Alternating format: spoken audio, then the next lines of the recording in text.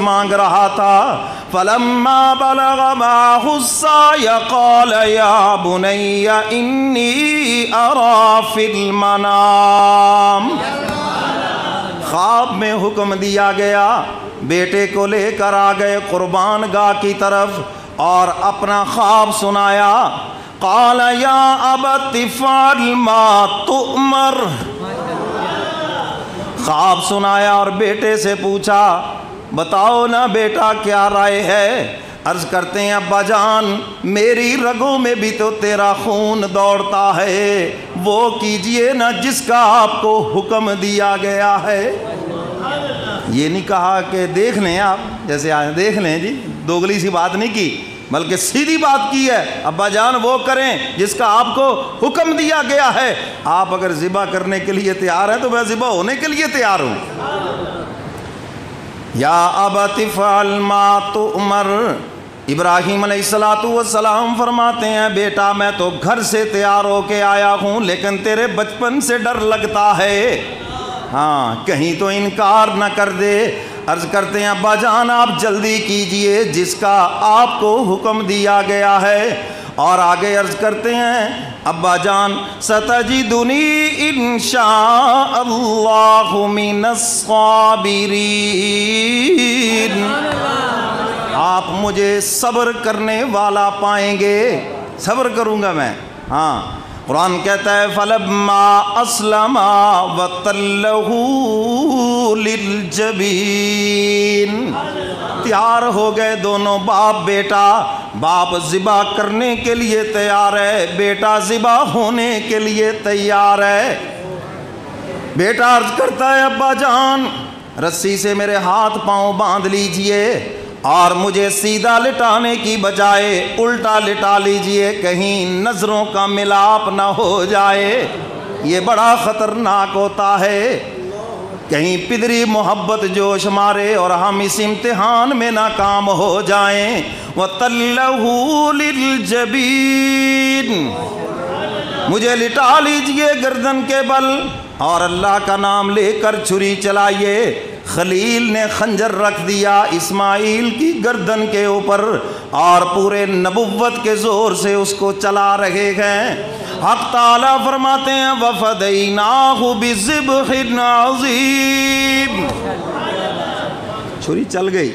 جب چھری چلی خلیل کے ہاتھوں کو خون لگا کہ میں امتحان میں کامیاب ہو گیا ہیں جی، اور اوپر سے صدا بھی آ گئی. فرمایا قد صدقت الرؤیا، آپ نے خواب پورا کر دیا ہے.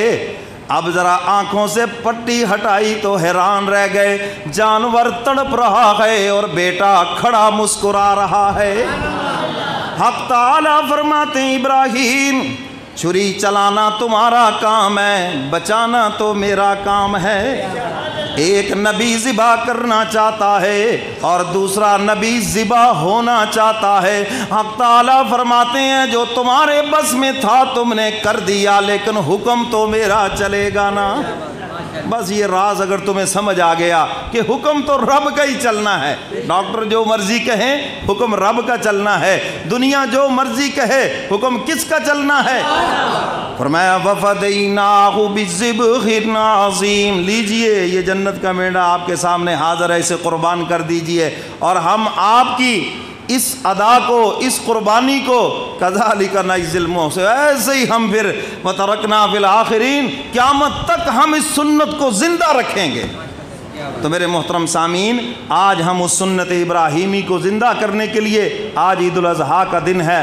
اور یہ مسئلہ بھی سن لیں، آپ اگر عید پڑھنے آئے ہیں قربانی آپ کی ذبح ہو گئی تو بالکل ٹھیک ہے، اس لیے کہ عید کی نماز شہر میں ہو چکی ہے. کہیں بھی ایک جگہ عید کی نماز ہو جائے اور اس کے بعد قربانی ذبح ہو جائے، چاہے آپ نے عید پڑھی ہے یا نہیں پڑھی، سب کی قربانی ٹھیک ہے. تو بہرحال جو صاحب حیثیت ہے وہ قربانی دیں. 3 دن ہیں اور قربانی کے 3 دن ہی ہیں. اور اس کے بعد یہ جو بڑا جانور ہے اس کے 7 حصے ہیں. اور قربانی کے جانور میں، بڑے جانور میں عقیقہ بھی رکھا جا سکتا ہے اور فوت شدہ لوگوں کی طرف سے بھی قربانی کی جا سکتی ہے. حضور علیہ السلام کی طرف سے بھی حصہ رکھا جا سکتا ہے اور رکھنا بھی چاہیے. حضور نے جب امت کو یاد رکھا پوری امت کی طرف سے قربانی دی ہے تو امت کو بھی چاہیے کہ حضور کی طرف سے قربانی دے، ٹھیک ہے نا جی۔ تو اس لیے جنہوں نے ابھی تک قربانی نہیں خریدی وہ بھی خرید لیں، ابھی بھی ملتی ہے، کوئی ٹینشن کی بات نہیں۔ اور اگلی بات، آخری بات کر کے بات سمیٹتا ہوں، اپنی نیت بھی ٹھیک کر لیں۔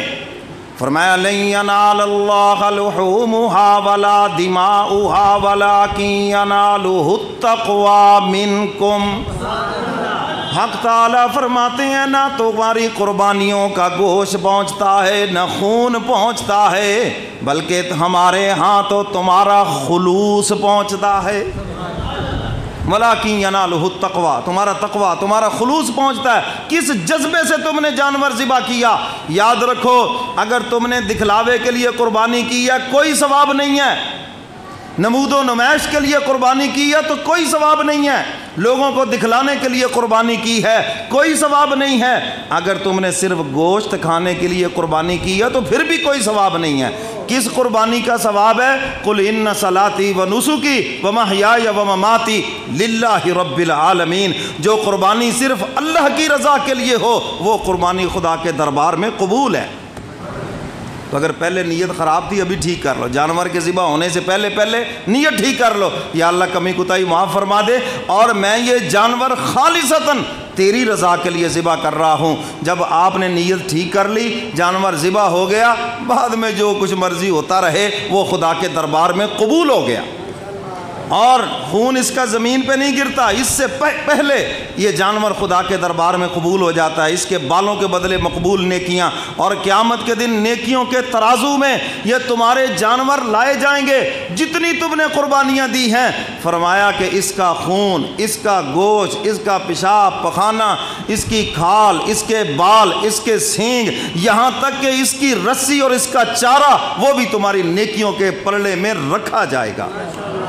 اتنا بڑا اجر و ثواب ہے۔ اور اگلی بات سن لو، جو بندہ قربانی کرتا ہے اللہ اس کو مقروض نہیں ہونے دیتے، اگر ہو جائے تو اللہ جلدی اس کی قرض سے نجات عطا فرما دیتے ہیں۔ یہ میرا ذاتی تجربہ بھی ہے، اور اگر کوئی غریب آدمی ہمت کر کے قربانی کر لے اللہ جلدی اس کو امیر کر دیں گے۔ اس کے اندر ظاہری طور پہ تو نظر آتا ہے یار پیسے لگ رہے ہیں، جانور ذبح کیا، کو گوشت مجھے نہیں ملنا، جو میں مسئلہ بتا رہا ہوں یہ حقیقت ہے۔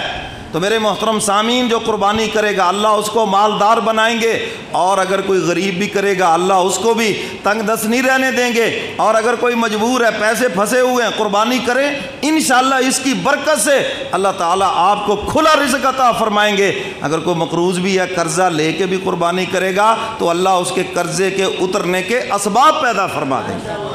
اللہ تعالیٰ مجھے اور آپ کو قرآن و سنت پہ عمل کی توفیق عطا فرمائے۔ وآخر